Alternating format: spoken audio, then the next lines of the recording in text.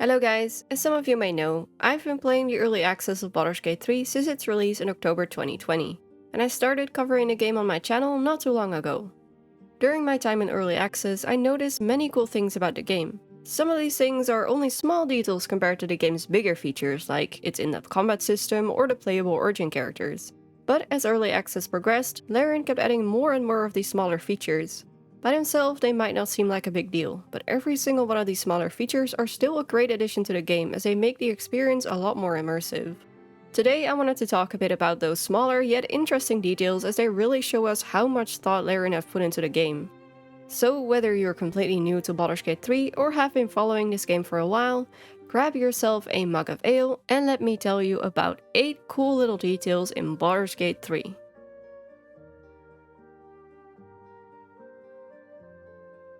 Let's start off with NPCs. What's really cool about the NPCs in Baldur's Gate 3 is that you can interact with all of them. They're all fully voiced and they all have something to say. If you choose to talk to an NPC, they will have their own little cutscene, and often you are even able to have a proper conversation with them. They also have their own personalities, as in, some will be friendly and will gladly have a chat with you. Others, maybe not so much. If NPCs are talking to each other and you just couldn't help it overhear, you may even be able to add to the conversation, react to the things they are saying, or help settle a disagreement between said NPCs. Your race and class actually matter. So the race and class of your character actually matters a lot in this game, even outside of combat, as characters will react differently to you depending on what race or class you are. If you free Shadowheart from her pod while playing as a Gith, her reaction will be a little bit different from when you free her as any other race. Her gratitude is mixed with wariness, because you're a Gith. You're a Gith? Why did you help me? The Drow is another great example of this in the early access, and I won't spoil too much, but when you go to the Goblin camp as a Drow, your experience will likely be very different from going to the Goblin camp as any other race. Not only will you get different reactions from other characters, you'll also get class or race specific dialogue options and abilities. At a certain point in the early access, you may come across a paladin, and if you are playing as a paladin yourself, you can get some paladin specific interactions. If you're a warlock, you'll be able to call on your patron, and as a bard, you can make people dance by playing some nice tunes. And these are just a few examples. Larian have told us the game will be full of these cool interactions, so yeah, there will be plenty of things to discover. Chatting with animals and speaking with the dead. Yes, we can actually have a chat with animals or speak to the dead in Baldur's Gate 3. With the Speak with Animals spell, we gain the ability to comprehend and verbally communicate with beasts. And alternatively, we can speak to animals as a druid in animal form. The Speak with the Dead spell allows a corpse that still has a mouth and is not an undead to answer 5 questions to the caster, and comes with its own very cool animation. While we can't interact with every corpse, from what I've seen, most if not all animals can be spoken to. And the cool thing is that the animals and corpses that we do speak to are actually all voiced as well. Just like the other NPCs, the animals all come with their own personality and behavior, and unique voice lines. Some might even be willing to strike up a conversation with you. Spell chants. On the topic of spells, another neat little detail, and one of my personal favorites, is that the spells in this game actually come with a voice line when cast, if said spell requires a vocal component. And it's not just 1 or 2 generic spell chants, each spell comes with its own unique voice line.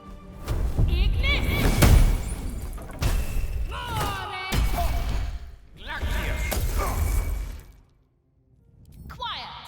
Your head's empty as a debtor's purse. This is just one of those cool things that didn't really need to be added, but it adds so much to the immersion of the game, and I'm really glad it's there. Cuts and bruises.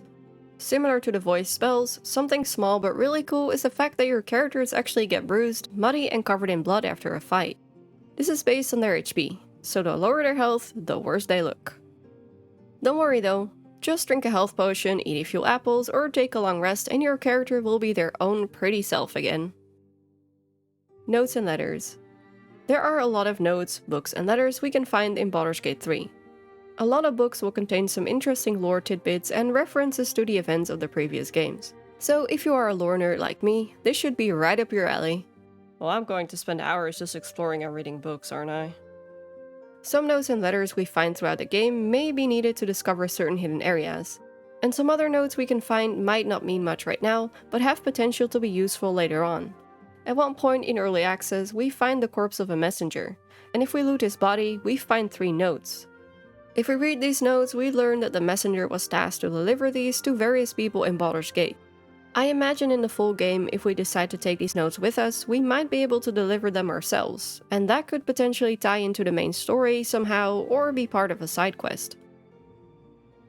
Different camp environments. If you've played the early access, you'll know that when you take a long rest, you are teleported to your camp. Our main camp is always at what seems to be the edge of a forest near a lake or a river. What's already cool about our camp is that we can see it slowly upgrade over time. We start out with a pretty simple bare-bones camp, but as we progress through the first act and recruit camp followers, more tents and items will be added. Now if you're outside when you take a long rest, you'll be teleported to this main camp. But what's really cool is that whenever we choose to take a long rest while exploring certain areas, our camp will look different based on the locations we're currently at. If we choose to take a long rest while we're exploring some ruins, our camp will look like it's located in a ruin. If we're in a cave, our camp will be in a cave. And if we're in the Underdark, our camp will also be in the Underdark. Now Larian have already revealed that if we take a long rest when we're in the city of Baldur's Gate, our camp will be at the docks. If we don't rent a room in the Elfstone Tavern, that is. So I'm sure our camp environment will keep changing as we progress through the different acts. Handling situations. I think I've mentioned this before in a previous video, but something I really enjoy when playing Baldur's Gate 3 is that not every conflict has to result in combat. The game gives you plenty of options when you find yourself in a sticky situation. If you really need to be somewhere but you just don't want to talk to anyone, or you just really need to get your hands on that one shiny item but people keep telling you stealing is wrong, so annoying, right? You can always try the stealth route and sneak your way past everyone. And of course, if stealth isn't your cup of tea, you can try it with words. You can try to persuade or deceive other characters, or give them a good scare by intimidating them. And if talking things out isn't really your thing, violence is still an option. And those were the 8 cool little details in Baldur's Gate 3. Now these were just things that stood out to me, but I'm pretty sure there will be plenty more to discover, and the list will grow as I play through the full version of the game that will be releasing on the 3rd of August, by the way. And I'm really looking forward to it.